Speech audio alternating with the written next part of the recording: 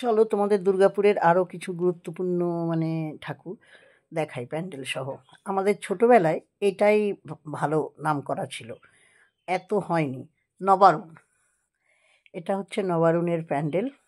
দেখো ভিতরটা কি সুন্দর লাগছে। সত্যি এখন মানে প্যান্ডেল সব জায়গায় ভালো হয়, এটাই অবাক হয় যে শিল্পীরা মানে কোন উচ্চতায় পৌঁছে গেছে নিজেদেরকে নিয়ে, যে পুরো শীষ মহলের মতো লাগছে অনেকটা। মায়ের মূর্তি তো সত্যি চোখ জুড়ানোর মতো। তারপরেই চলে এলাম নবারুণ, অগ্রণী। এই অগ্রণী নবারুণী ছোটবেলার থেকে আমাদের বিখ্যাত, দেখতাম বড় বড় ঠাকুর বলতে। দেখো মন্দির করেছে, পঞ্চমী রাত, তখন রাত কটা বাজে, 1টা হবে, তাই কিছুটা ফাঁকা। তা নাহলে এসব জায়গায় তিল ধারণের জায়গা থাকে না। এমন ইয়ে হয়। আর বেশ এটা একটা ফাঁকা স্কুল মাঠের মধ্যে করেছে, ভালো লাগলো। আস্তে আস্তে আর সবচেয়ে ভালো লেগেছে এদের অত বেশি সিঁড়ি দিয়ে বেশি ওঠো নামো এতটা রাখেনি, একটুখানি তো সব জায়গায় থাকে। মন্দিরের কাজ দেখো তোমরা, চোখ জুড়িয়ে যায়। কত খরচা হয় হ্যাঁ এই মন্দির, এইসব প্যান্ডেলগুলো করতে। আমি খালি ভাবি এরা যখন খুলে কষ্ট লাগে না, এত কষ্ট করে করে। চলো, এত ভালো লাগলো আমার এইটাই যে এদের ঢোকার প্রবেশ পথে ওই ওঠো নামো এইসব ভজঘট নেই বলেই দেখো প্যান্ডেলের গায়ের কাজ কত সুন্দর, কত সুন্দর। মানে শিল্পীদের সত্যি কুর্নিশ জানাতে হয়। এটা হচ্ছে পঞ্চমী রাত, আমি আবার বলেছি পঞ্চমী রাতে আমি বেরিয়েছিলাম। মায়ের কাছে যত যাচ্ছি কত ভালো লাগছে। আমাদের ছোটবেলায় হ্যাঁ এরকম টাইপ সেই চোখ টানা টানা করে ঠাকুরের ইয়ে হতো, আর আলাদা একটা ভক্তি চলে আসে যেন।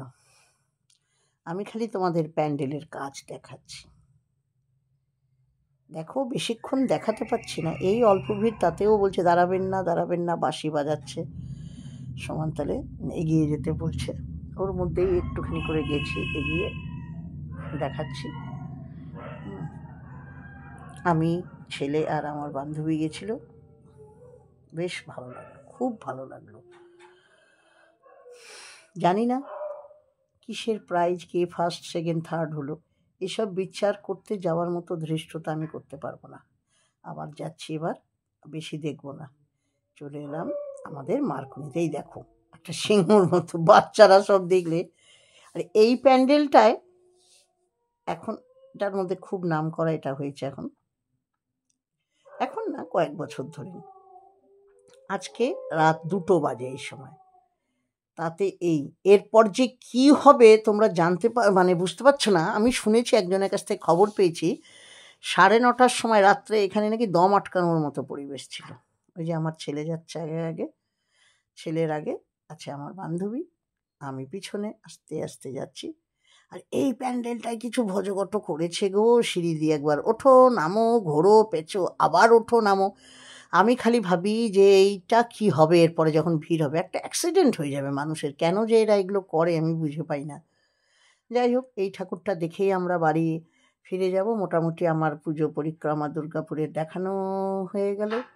তোমাদের কেমন লাগলো বলো, যারা ফেসবুক থেকে দেখছো ভালো লাগলে আমার প্রোফাইলটাকে ফলো করে দিও, আর যারা ইউটিউব থেকে দেখছো তারা সাবস্ক্রাইব করে পাশে থাকা বেল নোটিফিকেশানটা টাচ করে অল করে দিও।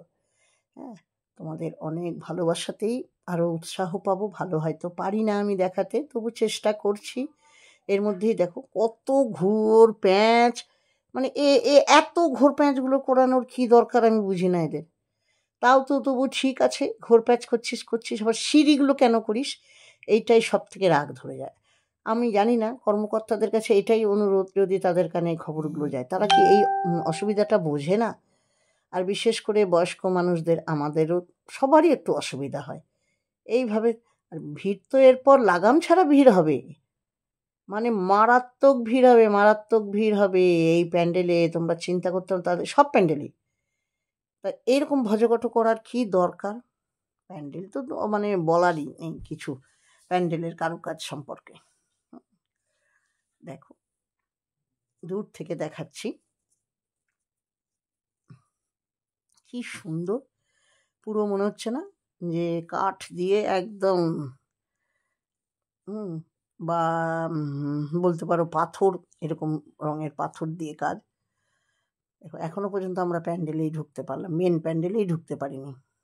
এইখানে আবার সেই সিঁড়ি দিয়ে আমি নিজেই খুব কষ্ট হচ্ছিল, তাও তো ভিড় ছিল না বেশি, অল্প স্বল্প ভিড়, এতেও খুব কষ্ট হচ্ছিল। তবু কি করব, তারপরেও আমাদের যে অটো করে যাচ্ছিলাম সেই ভাই বলছিল যে চলো দিদি আরও এখানে ঠাকুর দেখাবো। আমরা না বাবা, 2:10 হয়ে গেছে, আর শরীর নিচ্ছে না। তারপরে আমার বান্ধবীরা পরের দিন আবার ঘুরতে যাবে অরুণাচল প্রদেশ। ফলে আমার ছেলেও বলছে ভালো লাগছে না, পরের দিন ডিউটি আছে। আমার নিজের শরীরও বইল না, তাই আর দেখলাম না। কিন্তু ও নিয়ে যেতে চাইছিল। আরও অনেক বড় বড় ঠাকুর আছে এখনো, কিন্তু সেগুলো আমার আর যাওয়া হয়নি। আর আমার ইচ্ছা করলো না, ওই মানে এই কাহিলটা পারলাম না, শরীর নিতে পারলো না, পারি না এখনো। এই দেখো আবার দেখো কেমন, দেখেছো? আবার সেই উঁচু করে ওঠো নামো। এখন এখানে কম ভিড়, রাত 2টোর সময়। এরপর তো কালকে এর পরের দিন থেকে ষষ্ঠী, এটা আমি তোমাদের এত পরে দেখাচ্ছি লক্ষ্মী পুজোর দিন, কিন্তু এগুলো তো সব পঞ্চমী রাত্রে। কি অবস্থা দেখো, কি সুন্দর কাজ করেছে। ইস, আমার কি কষ্ট লাগে এগুলোই দেখলেই, যে এগুলো আবার ভাসান দিয়ে দেবে, নষ্ট হবে, পড়ে করে এত কষ্ট করে কত দিনের চেষ্টা, কত টাকা এর পিছনে খরচা হয়। হ্যাঁ, কারো অনেক মানুষের রুজি রোজগার হয় এতে, সেটার জন্য আমি বলছি না। বলছি এগুলো নষ্ট করতে মায়া লাগে না? সত্যি কষ্ট লাগে আমার দেখলে, কিন্তু উপায় নেই, কত আর জমিয়ে রাখবে। দেখো ঠাকুরের দেখো কি ভালো লাগছে না, ভেতরের কারুকাজ দেখো, মায়ের মূর্তিটাকেও দেখো কত ভালো লাগছে। কেমন লাগলো তোমরা বলো, তোমাদের দেখালাম। কেমন লাগলো আমার ভিডিওটা? এটা হচ্ছে মার্কনি, দুর্গাপুর বিজন মার্কনির। মায়ের মুখটাও ভালো লাগছে। আর এই যে গুঁতো দিচ্ছে এখান থেকে ওখান থেকে, এই করে বেঁকে যাচ্ছে হাত। আর আমি স্ট্যান্ড নিয়েও বেরোইনি, সেলফি স্টিক নিয়ে বেরোইনি, এই ভিড়ের মধ্যে আনইজি ফিল করি। সবাই ভালো থেকো, অনেক ভালোবাসা।